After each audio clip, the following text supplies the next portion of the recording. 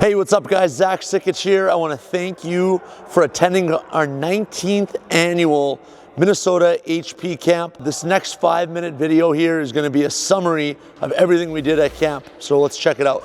Ready, go! Go. Yeah, there it is. Go! Snap! Go! All right, now as fast as you can. All right, so first off, on day one, we worked on being up on top of our edges, owning your edges. You can see I'm on the flat edge of my skate right now. My feet are gathered and my knees are spread. That's going to be absolutely critical that we spread our knees. We're not going to be just on our inside edges. We're going to be up on top of our edges so I can squat down in my stance. Next, we're going to be talking about the 3 planes of balance. So if you look at it from the side, my stick blade, my hands, and my head are all out in front. The knob of my stick is right in the middle, and my butt is in the back. So as I'm moving, you can see I'm keeping those 3 planes of balance. Okay, so if I'm coming towards you guys, you can see my hands, head, and stick blade stay out in front. The knob of the stick is always in the middle, and my butt's always in the back. So that's what we talked about, owning our edges and having confidence moving on our feet. So up next, we talked about our net play stance. So the net play stance is going to be how we stand in the crease when the puck's from the bottom of the circle and down. So first point of contact, ankle. Second point of contact, hip. Third point of contact is the back of my shoulder. So I'm in my stance. My post side foot points at the hash.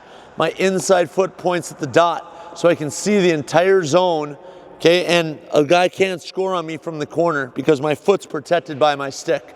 Let's bring it over to the other side.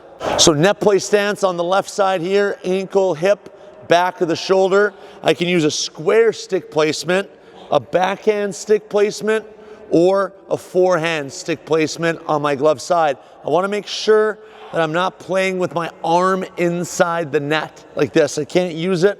I want to have my arm free so I can catch pucks.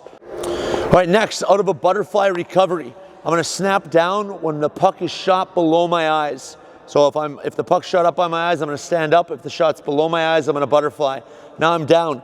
I track the puck. I'm not watching the puck, which is passive. I'm tracking the puck, which is active. I'm engaged mentally and physically.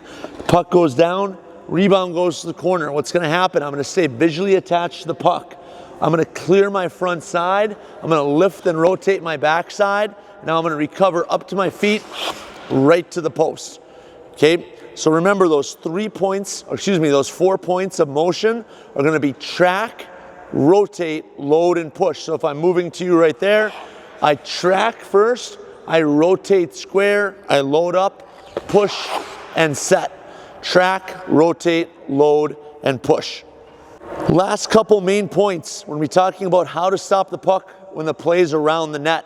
I can use a net play wrap. My ankle or shin goes inside the post.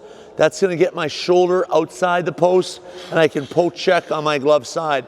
If I have great hip mobility, I can go with my toe bridge to the post, and then I can break over the top of the hips. That's going to be a more complex motion unless you have great ankle and hip mobility, really to get your shoulder and chest over through that angle. I want to see you guys playing with your shin inside the post so you can break over the top and there's nothing under or nothing through. Let's check it out on the other side. All right, so on the other side, I'm going to use a net play wrap with my shin inside the post. I'm going to get my paddle down. I'm going to get my shoulder in the back, in front of the post right here. I'm going to use my stick actively to intercept passes or to take guys out that try to come through the crease. And on our final day, we talked about line rushes, how to defend against breakaways, 2-on-1s, 3-on-2s, and other odd man rushes. It's all about gap management. The first gap that I'm going to manage is the distance between the net and my body. So I'm going to skate out 2 stick distances. I'm going to skate out 2 stick distances, 1 to get me outside the crease, 2 to get me into this low slot. The second gap I'm going to manage is the distance between the puck carrier and myself. So what I want to do is I'm in my stance and I want to make sure I can stay out in the white paint. You can see the difference here. We got white paint here, we got blue paint here. I want to stay out in the white paint and as close to that shooter as possible without letting him or her get behind me. As the shooter comes in and he moves sideways, I'm gonna shift and shuffle.